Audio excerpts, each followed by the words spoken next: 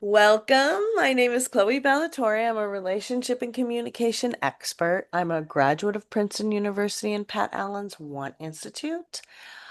I have been doing this work for about 13 years now. I work with men, I work with women, I work with couples, I work with teenagers.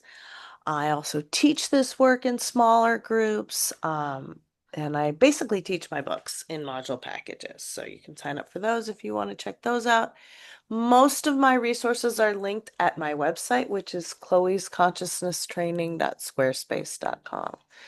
I've also written 4 books on this work, and those are available on Amazon. And the first 2 books are the basis of my Module 1 and Module 2 classes. So the first book has the basics of this work. It's called How to Live, Find Love, and Keep It. And though that's the best book if you want just the guidelines and the basic tools. And then my second book, which is New Ways of Being the Pain of Change, is about what happens when we navigate change, when we start to do these things, because that's one of the least explored aspects of healing and therapeutic recovery is what happens when we begin to change. Because when we begin to change, it is a painful process, and that can be unexpected and confusing and can cause us to stop. So I really like to explain to people about the pain of change and help them through that. There's 2 kinds of pain: the pain that change needs to take place and the pain that change is already taking place. So that's what we really go into in the second book. Um, okay. So I'm going to give a brief background of the scholarship that this work is based on. And then I'm going to take your questions. I know we have a high buy letter that we're going to be working on tonight, and the structure of the high buy letter is in my book, How to Live. And high buy letters are good for any defunct relationship, um, but they're especially good with romantic relationships. So we'll be getting into that in a little bit. Okay. So, when we talk about successful relationships, what we're chiefly talking about is the balance between feminine and masculine energy. And there's a lot of confusion about what feminine and masculine is. So, sometimes I use the terms yin for feminine and yang for masculine simply because they're less charged in our society. So, for example, yin energy, feminine energy, the right hemisphere of the brain. All of us have a right hemisphere, men and women, where we are passive, patient, vulnerable. This is the seat of feelings, of magic, of creativity, sexuality, sensuality, receiving. Feminine energy is in the world to make it fun, but it's not of the world. And then all of us have that left brain, which is the more masculine side. This is the part of us that is thinking, doing, achieving, competing, conquering, controlling. Most of us are in our masculine when we're at work, for example. This is the realm of single-mindedness. And oftentimes, women who are very high achieving have trouble shifting into that feminine energy when they're not at work because they're so used to doing and achieving. So I help high achieving women as well learn about feminine energy to see if they want to shift into it in their personal lives. Now, the most successful relationships are those that are balanced between feminine and masculine energy, including the relationship that you have with yourself. So,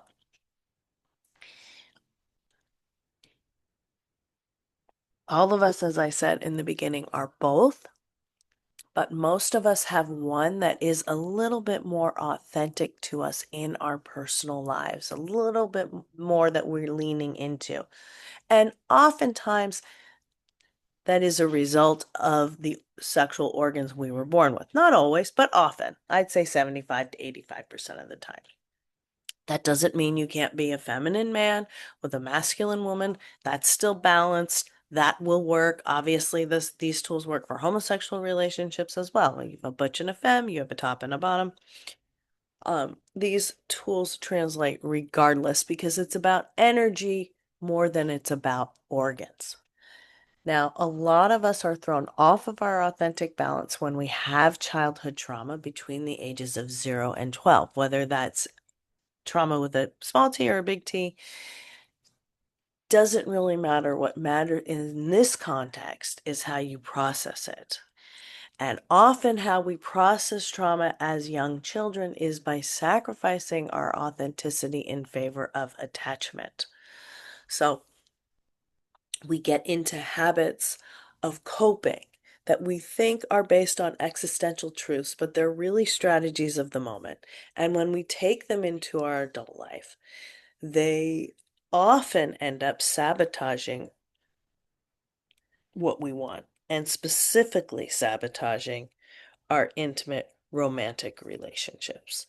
And so if you've ever noticed that you're in a bad pattern and you're not quite sure how to fix it, or that you married your mom when you specifically set out not to do that, this is the repetition compulsion. This is the subconscious and the unconscious mind at work. Because if you don't bring consciousness to your childhood trauma, you won't simply grow out of it. You will grow into it.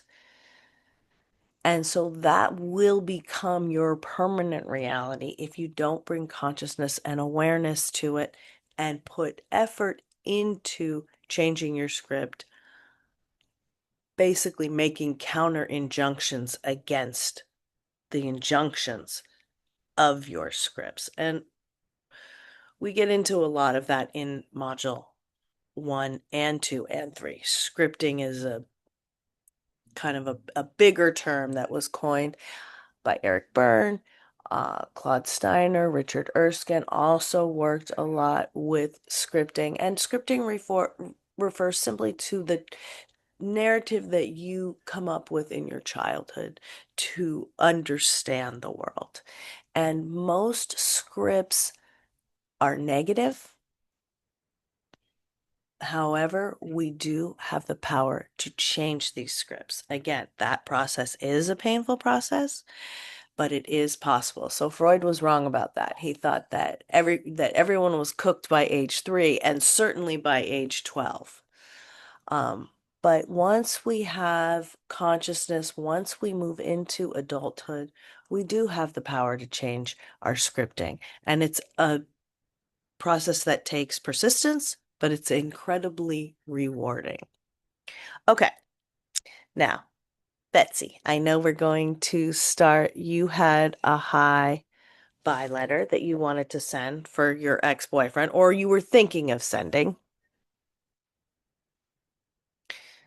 Hi, Gabriella.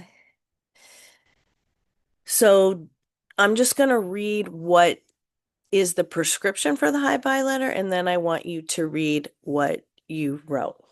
Okay, so again, the hi bye letter is for any defunct relationship. So if you're ghosted, if you guys have kind of dropped off for some reason, if you can't even really remember what was the last conversation, you can, but you want to reconnect, you can use this hi bye letter.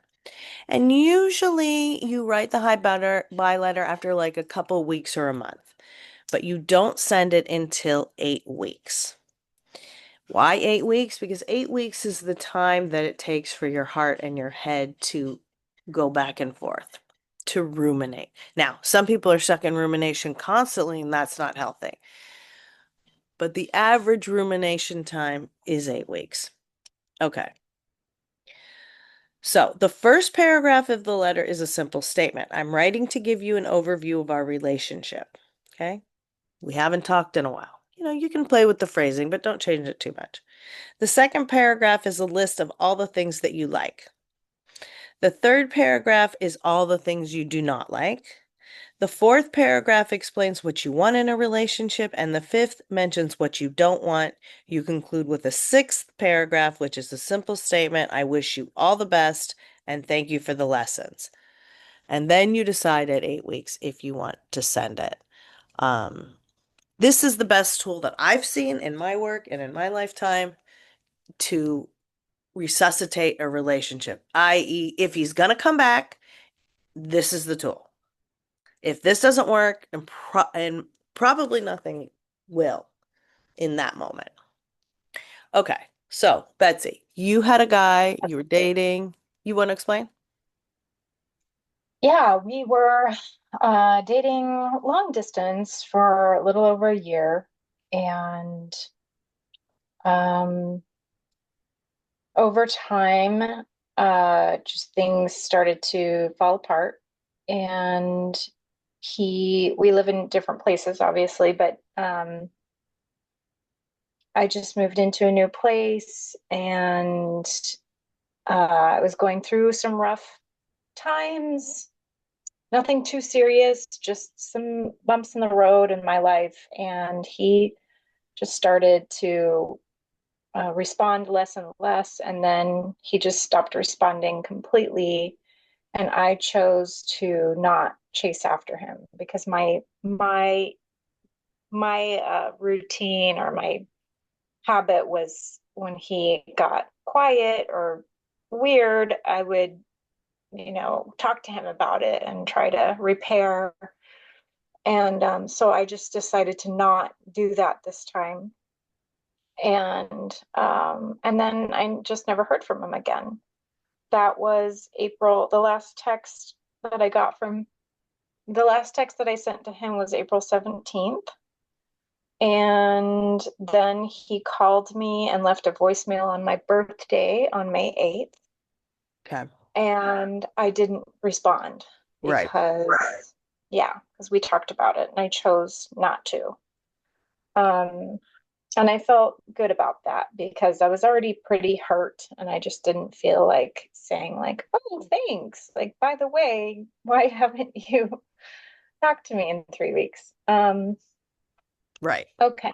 So I have my letter. Okay, let's hear it. Let's see. But there's some kind of weird echo. Is there something you can do about that? When I'm talking, I'm hearing it a little bit. Let's see. I Like, can try moving to a different part of the house here. Is that any better? let's see. Yeah, I don't hear it. Perfect. It Thank you, is. Betsy. Okay. Okay, good, good, good. Okay, Okay, read us your letter. so I'm just going to call him Paul. Okay. Dear Paul, I am writing to give you an overview of our defunct relationship. I like that word, by the way. I just stuck that in there. Good. Yeah. Let's see. I went over this.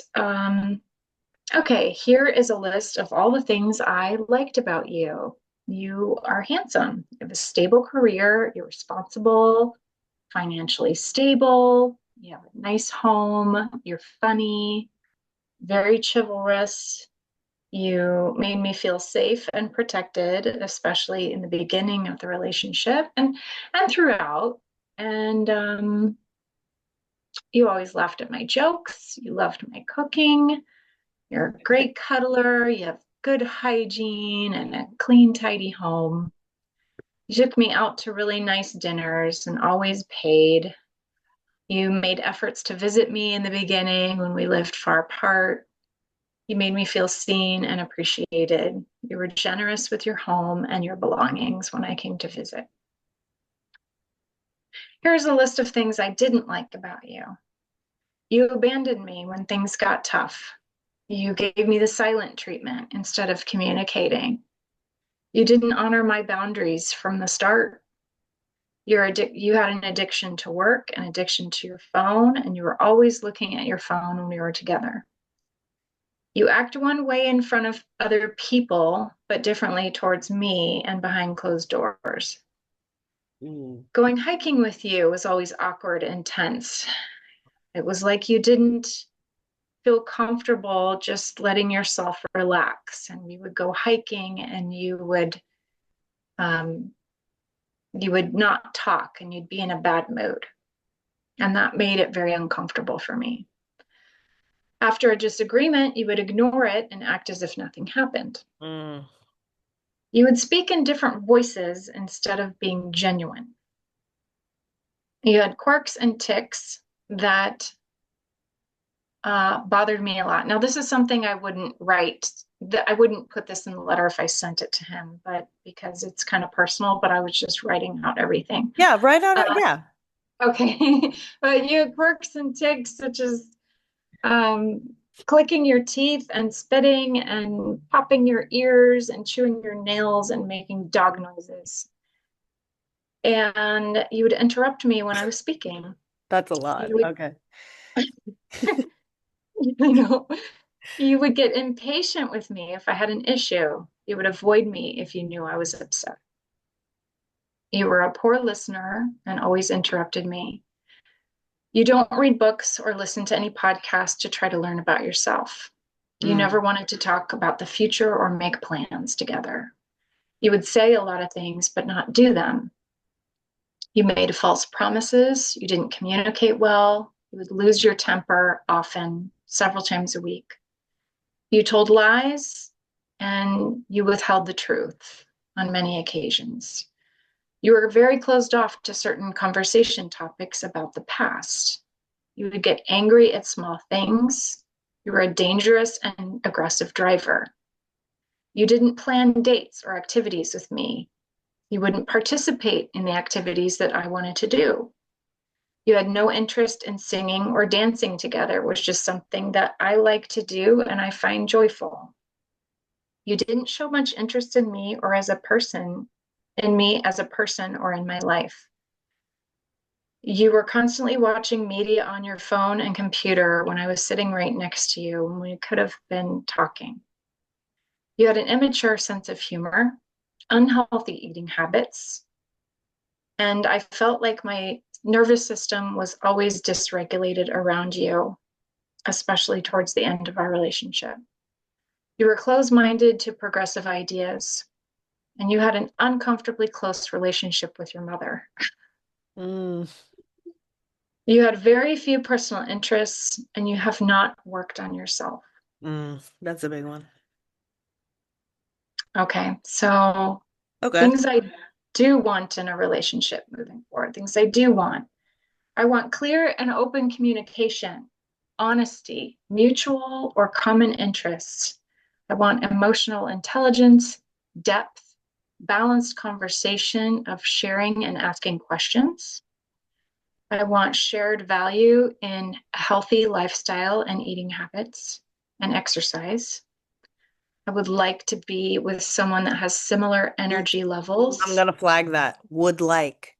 You don't expect it. Oh, Two okay. people want to buy a car. Want, would like. Who's getting I the car? want. Right. Okay. I want mutual interest in sensual touch. I want to feel calm in each other's presence, romantic efforts and gestures for each other, and passionate and sustained chemistry. Very nice. Things I don't want in my relationship moving forward: poor communication, lying, secrets, cheating, narcissism, abuse, poor health habits, anyone with history of serious addiction, pushing boundaries, close-mindedness, lack or little creativity, or lack of or little creativity, a homebody or lazy, immature behavior, irresponsible with money, no sense of adventure, and haven't worked on themselves. Okay. So I've learned so much from getting to know you. I wish you all the best and thank you for the lesson. Nice. Very good. Thanks. Very good job. And these, you said at the top that you're not a good writer, and I've heard that before from people, and sometimes that is an obstacle to writing these because if someone thinks they're not a good writer, but they almost always, even from people who say they're not good writers, they almost always turn out very moving and poignant, as No, did thank you. yours. So, good job. Did you notice that the section of things that you don't like about him was a lot longer than the Yes. section? Okay. Yes, I did. And that really came to me a little bit later on because as the veil kind of dissolved, I realized there were a lot of things that were really dysfunctional. So Yeah, that I there's a was lot of actually things you really, didn't like. I did find that striking. yeah, there was. And because I'm in my angry phase right now, and I was That's like, you know okay. what? No, there's a lot of things you don't like. I think that it's good for you to see that Okay, because it's not the loss. It's not quite the loss that you had anticipated, right? Once you see all these right. things, you're like, Yes.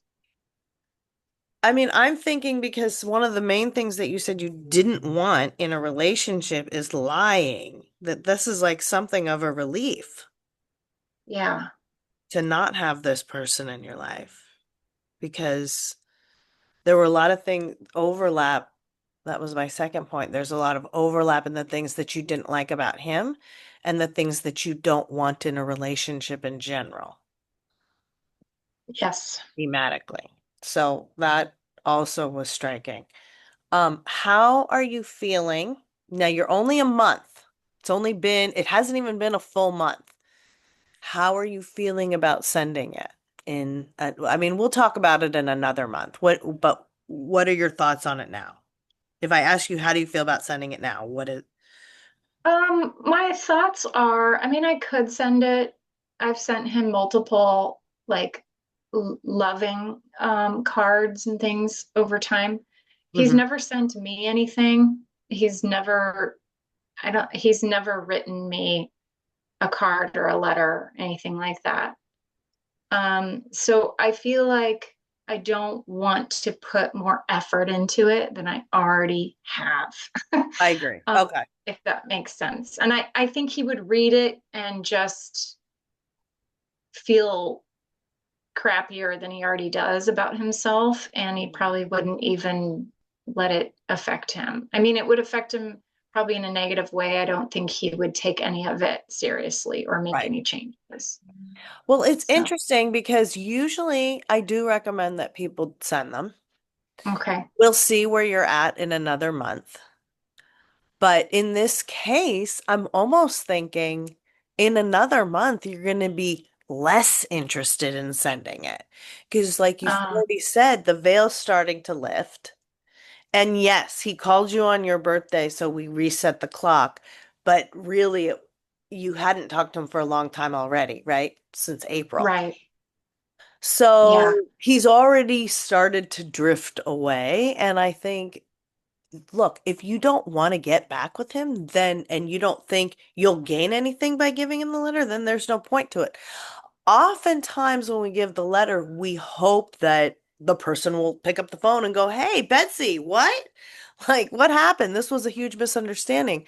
But now there has been a lot of time and there's been a pattern. And now, when I hear exactly what you put in your letter, I'm like, I don't know if she wants to get back with him. No, I don't. I Yeah. don't.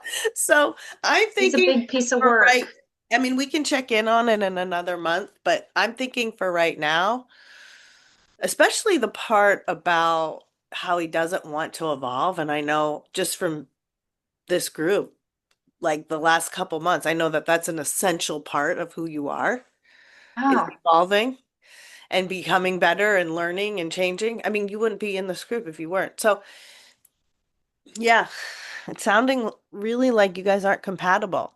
And maybe you had some chemistry, but your communication was bad. So those are the three C's that we need for a successful relationship. Chemistry, which is a gift from God. You have it or you don't, usually. Sometimes it grows for women when they get to know a guy. For men, hmm. it's usually on or off. Compatibility. Do you want the same things? Is one of you in the feminine? Is one of you in the masculine? Um, do you get along literally, right? Does somebody cook? Is there a balance? That's the compatibility. And I'm not even hearing that.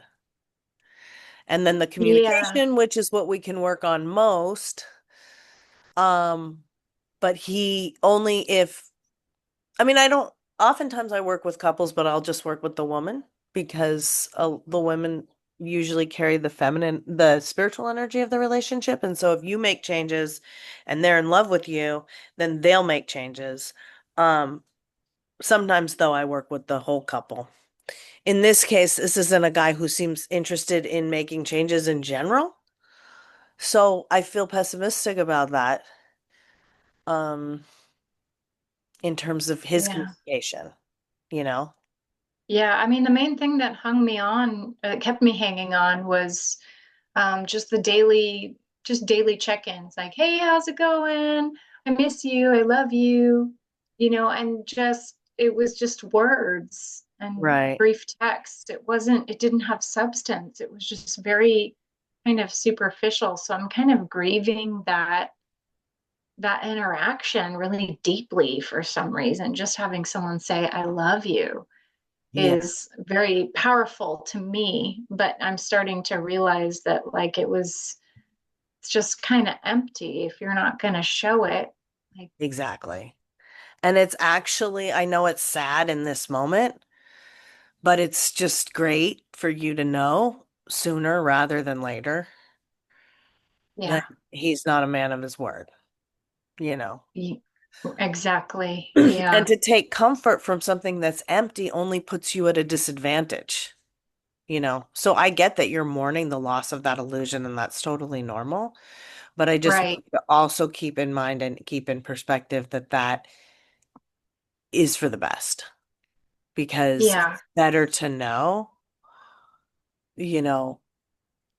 And as you do this work, if you're not already kind of gravitating toward this idea, but what I find and what I've seen a lot of clients experience is that you move from quantity into quality. So it just becomes less important to have your phone ringing all the time and more important to have that one person or that two people. Your circle gets small, but it gets more quality in it. You see what I'm saying? yeah, Because you're better yeah, able to flesh the communication and read signs. And you saw his words and deeds weren't lining up. So, I know it's painful. And of course, people want to hear, I love you every day. But it also is after a while, if it's not followed up by actions, because behavior is also a language, then it just becomes a brain scramble and it just becomes confusing, you know? yeah, yeah. It's like this deep, deep disappointment where I'm just like, oh man. Like if someone came to me and was like, hey, there's these things about a relationship that you're doing that, I want to talk to you about. Like I want to grow. I want to work on stuff. I want to be the best human and, girlfriend, partner I can be. And um I mean he was so closed off to that, but I guess what I'm trying to say is it's I'm just beating a, a dead something, you know? Yeah. Yeah, it doesn't sound like he has the capacity really to be the person. Yeah. He's not really, you're kind of leveling up away from him. Yeah, I'm leveling up. It's just like a little Yeah. transition zone right now. Yeah, it's So, not comfortable. It's not pleasant. yeah. But So it's, disappointing. Just yeah. like, really, But you're just gonna let also, it go that easy? that is also the you've touched your childhood wound. Oh, yeah. So that's also what's happening. So it's more about that than it is about this guy. And so You def sometimes that's comforting for people to understand that because they know that what happened to them as a child, well, nothing that happens to an adult can really rival that simply because of the developmental window that it occurred during. And so, yes, you're upset about this guy, but you're also primaling that original wound. So some of the tears are for that. You understand? definitely, Yeah. totally. And it's great for that to be coming out because if it stays in your body, you're a yoga teacher, it manifests as disease. Yeah. So Yeah, it's lots of still at work. abandonment and neglect in my childhood, and I just keep attracting the same and abuse. And it's like Choosing, the not people I attracting. date are either abusive or they neglect. So Sometimes now both. you found me, and so we're gonna pick someone different next time. Yeah. Have you been able to do any of the duty dating or the flirting or anything? A little bit. Okay, Yeah. good. I I've just been putting myself out there a little bit more and doing things that I don't like super want to do, but I'm just trying to get out. I went to a friend's kid's birthday party, just thinking, Good. oh, maybe there'll be single dads there. Absolutely. I I love went a to hot see a zaddy. band. Yeah, and I went to see a band and it was like an older crowd and and I mean, I'm middle-aged, but it was people even older than me, so I felt it made So me you were like feel the kind of hot young thing for them. yeah, so it made You were me their feel teenage dream. that was a bit of an ego boost. I also Excellent. I did give someone my number a couple weeks ago that I had met online, and I told him what I was going through, just kind of fresh out of a breakup. And he's in town. He's from a different part of the state, but he's like an hour and a half away, and I don't know if I should ask him to come visit me, if that would be, Is he or if I should calling you? wait for. He's been calling me yeah, like once a week. Okay, that's good. That's good. Yeah. Has he brought up visiting you or inviting you to his spot or asking you out or making plans or anything? No, he hasn't. I think he's Okay. trying to be polite and cautious, Right. maybe. And not Uh, maybe put himself out there and make you do yeah, it. Okay, so the because only I thing, shouldn't do it, right? right. Okay. Um, okay, bye, Gabriella. Bye. Put a little message in there. Um, yeah, I mean, there's a couple things you can do. I mean, going forward, and this will help mitigate your vulnerability a little bit. Going forward, we're going to be paying like really close attention to how a man acts, excuse me,